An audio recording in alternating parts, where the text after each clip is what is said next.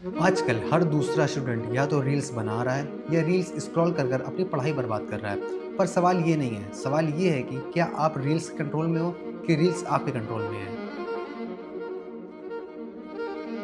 अगर तुम 15 से 25 की एज के बीच में हो और तुम्हारे हाथ में फ़ोन है और तुम ये वीडियो देख रहे हो, तो इसका मतलब ऑलमोस्ट 100% श्योर है कि तुम अभी भी इस कन्फ्यूजन में हो कि पढ़ाई करनी चाहिए कि कंटेंट बनाना चाहिए। क्या मैं दोनों साथ साथ कर पाऊंगा कि नहीं कर पाऊंगा?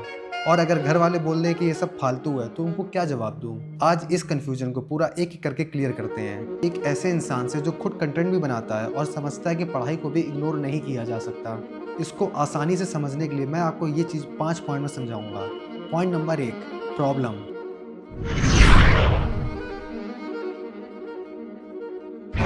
सबसे पहली गलती जो ज़्यादातर स्टूडेंट्स करते हैं कि अपना काफ़ी लॉन्ग टाइम सिर्फ कन्फ्यूजन में बिता देते हैं, जिस वजह से ना वो पढ़ाई में टॉप कर पाते हैं और ना ही कंटेंट क्रिएशन में कुछ बड़ा कर पाते हैं। और दिन भर सोचते हैं कि मैं एक दिन बड़ा क्रिएटर बनूँगा, लेकिन अभी कर क्या रहे हैं? 4 घंटे रील्स स्क्रॉल, 1 घंटे गिल्ट और 0 घंटे focus. Point number 2, reality of both, जिसमें पढ़ाई और कंटेंट क्रिएशन दोनों की रियलिटी है। सच ये है कि पढ़ाई और कंटेंट क्रिएशन दोनों ही हार्ड हैं। कॉलेज की डिग्री भी टाइम और फोकस मांगती है और यूट्यूब की और इंस्टा की ग्रोथ भी एक्चुअल सेम टाइम और फोकस मांगती है। अगर तुम सोच रहे हो कि सिर्फ टाइम पास रील डालकर तुम ओवरनाइट स्टार बन जाओगे, तो ये ऑलमोस्ट इम्पॉसिबल है। ये सिर्फ लक के ऊपर डिपेंड होता है। देखो, अगर तुमको सच में क्रिएटर बनना है तो तुमको इसको भी इतना ही सीरियस लेना पड़ेगा जितना तुम अपने बोर्ड्स एग्जाम को लेते हो। पॉइंट नंबर 3, बैलेंस का सीधा फॉर्मूला। अब सॉल्यूशन सुनो सिंपल लैंग्वेज में। देखो, दिन को अपने 3 हिस्से में बांट दो। पहला हिस्सा पढ़ाई या जो तुम्हारा मेन करियर ट्रैक है, दूसरा हिस्सा कंटेंट क्रिएशन और तीसरा हिस्सा फ्रेंड्स फैमिली।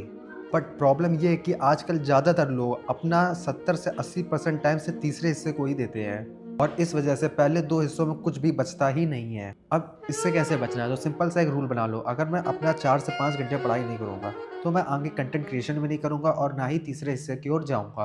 अगर तुम अपना पहला हिस्सा प्रॉपर कर रहे हो, तो दूसरे हिस्से में तुम अपनी जो रील्स या वाईटी वीडियो जो भी बना रहे हो, तो उसको अपलोड करके भूलो मत। उसको एनालाइज़ करो कि वो क्यों नहीं चल रही है और अगर चल रही है तुमने उसमें क्या अच्छा किया जिस वजह से वो चल रही है। अब पॉइंट नंबर 4, पेरेंट्स और सोसाइटी वाला एंगल, ये मेन पॉइंट है।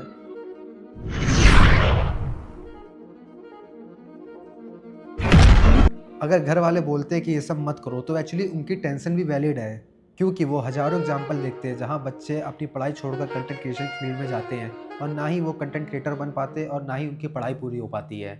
तो इस वजह से उनका पॉइंट समझो, उनसे लड़ाई मत करो।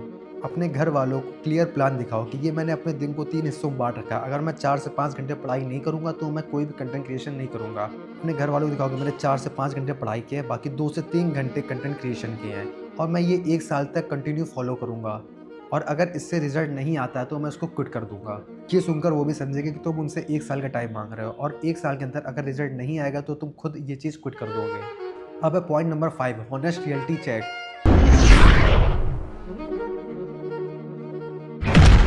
अगर तुम 6 महीने से ये बोल रहे हो कि मैं एक प्रॉपर यूट्यूब चैनल बनाऊँगा या इंस्टा पे रील डालूँगा, लेकिन अभी भी तुमने कोई प्रॉपर लॉन्ग फॉर्म वीडियो नहीं बनाया है, तो प्रॉब्लम पेरेंट्स या पढ़ाई नहीं है, प्रॉब्लम है तुम्हारी सीरियसनेस।